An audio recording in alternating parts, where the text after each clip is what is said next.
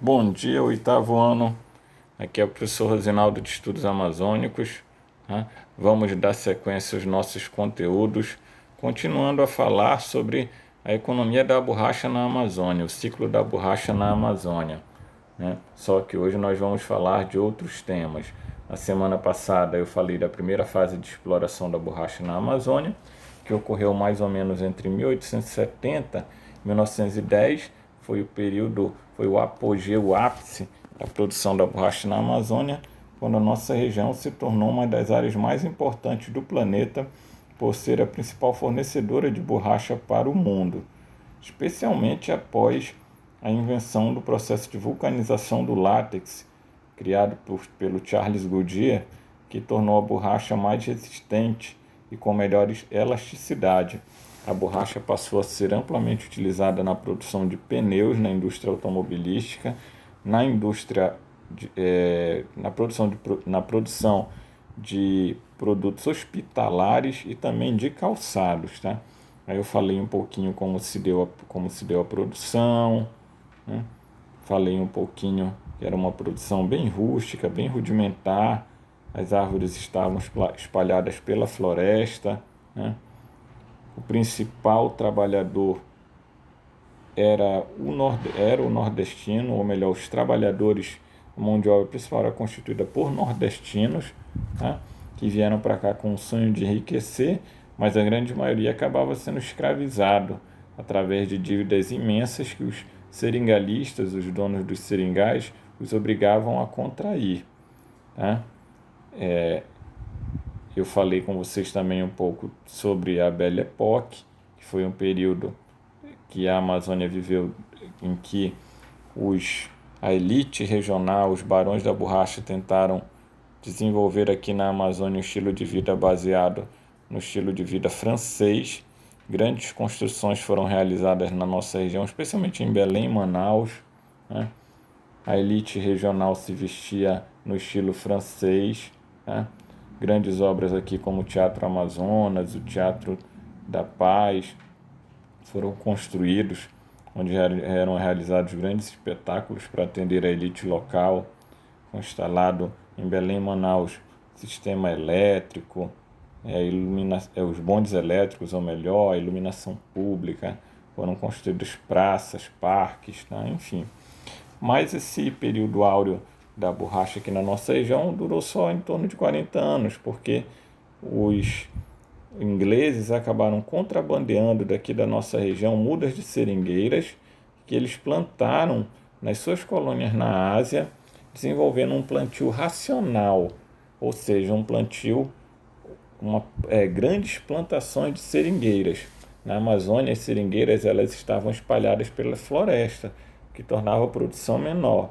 O plantio racional de seringueiras feito pelos ingleses fez com que a produção inglesa na Ásia se tornasse muito maior do que a da nossa região, que não conseguiu competir com essa produção, levando a nossa região a entrar em decadência.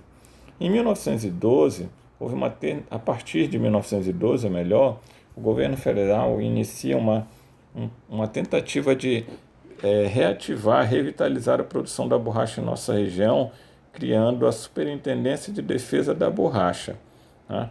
Que tentou, assim como os ingleses fizeram na Ásia, desenvolver o plantio racional.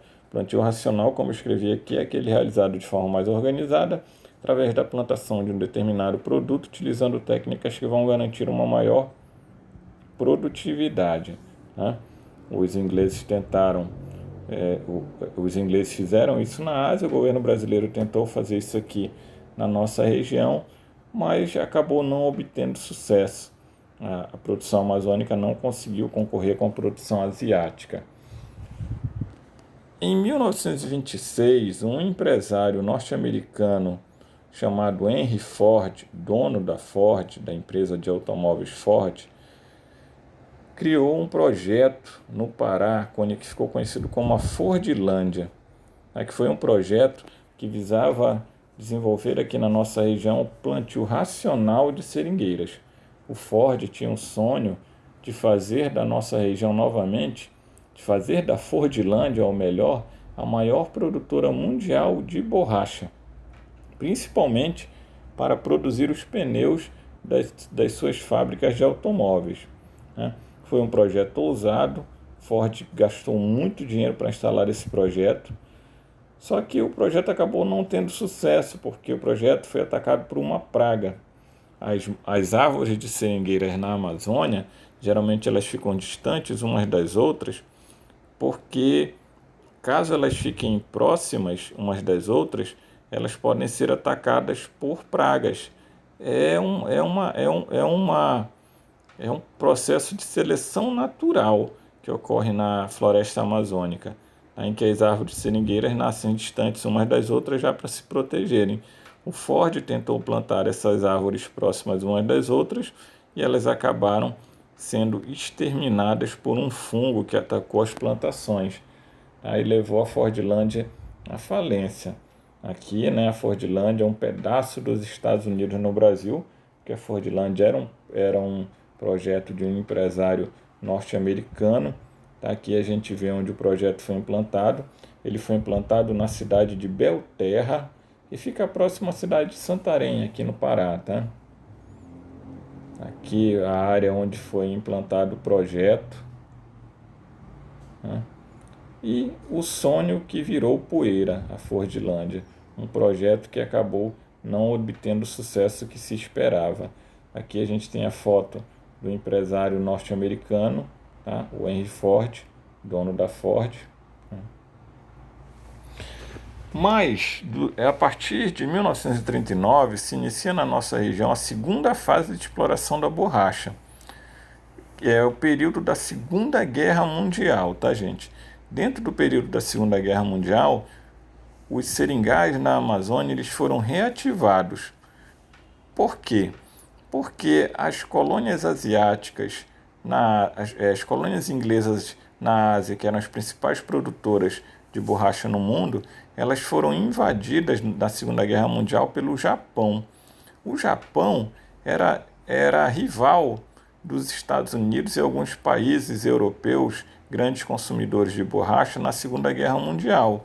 Então, o que os Estados Unidos fez para suprir a falta da borracha que vinha da Ásia? Porque o Japão, ao invadir os seringais ingleses na Ásia, proibiu que a produção da borracha dessa região chegasse até vários países europeus e seus inimigos e até os Estados Unidos. Então, os Estados Unidos tentou suprir a carência da produção de borracha dos seringais asiáticos controlados pelos ingleses pela produção amazônica. Então, o que os Estados Unidos fez? Firmou acordos com o Brasil para reativar os seringais na Amazônia. Os Estados Unidos ajudam o governo brasileiro a criar um banco para fornecer financiamentos para que os seringalistas retomassem a produção nos seus seringais. Esse banco foi o Banco de Crédito da Borracha, que atualmente se chama BASA, é o Banco da Amazônia S.A. Tá?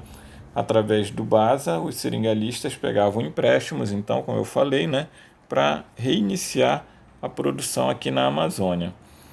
Para trabalhar nesses seringais, foram recrutados trabalhadores, especialmente nordestinos.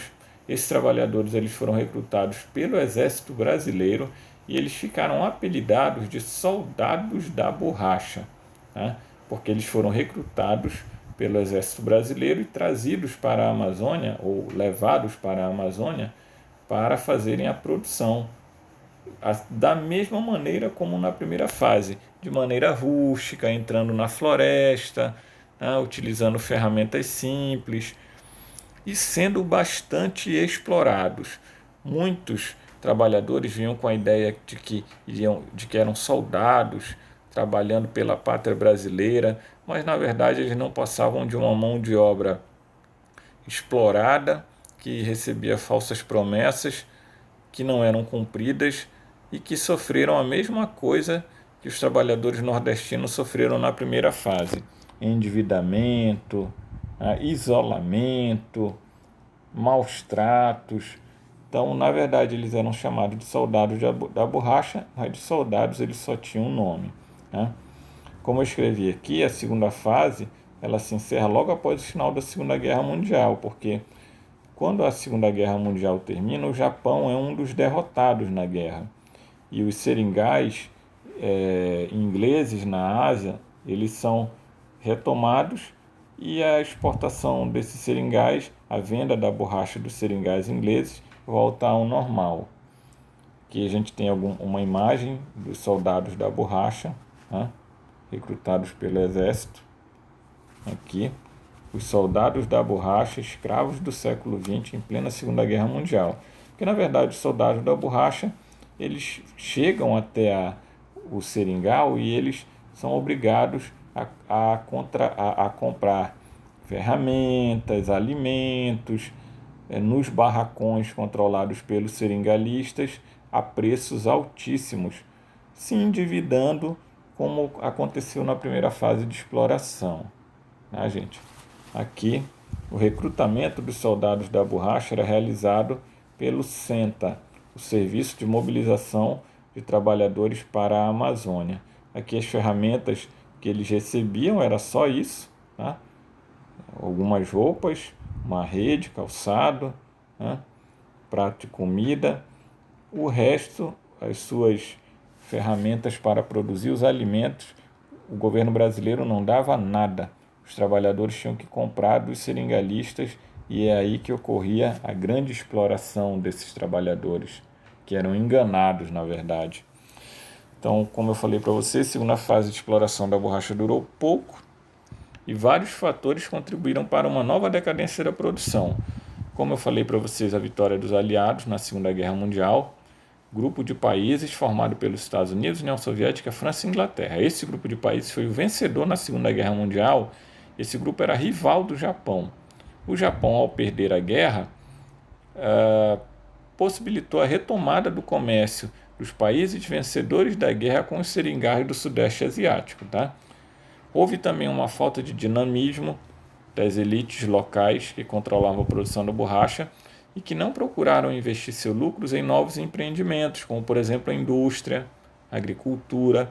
Quando a produção da borracha entra em decadência na nossa região, ocorre a mesma coisa que aconteceu na primeira fase. Os barões da borracha achavam que essa produção nunca ia declinar e não tiveram um pensamento a longo prazo, pensando, por exemplo, em investir em novas atividades, como eu falei, ficando totalmente da produção da borracha. A produção da borracha entrou em decadência, a economia amazônica entra também. E, além disso, foi inventada a borracha sintética, produzida a partir do petróleo, que também começou a concorrer fortemente com a borracha natural, comprometendo ainda mais a produção em nossa região, tá, gente? Então, a segunda fase de exploração da borracha durou em torno de 6 anos, foi um novo sonho na Amazônia, mas que acabou virando pesadelo, tá, gente? Bom, espero que eu tenha ajudado vocês. Façam a atividade que eu enviei, tá, gente? Quando vocês acabarem, mandem para mim a atividade resolvida. E é isso. A gente se encontra numa próxima. Um abraço. Se cuidem. Qualquer dúvida é só ir no meu privado e me perguntar, tá, gente? Tchau.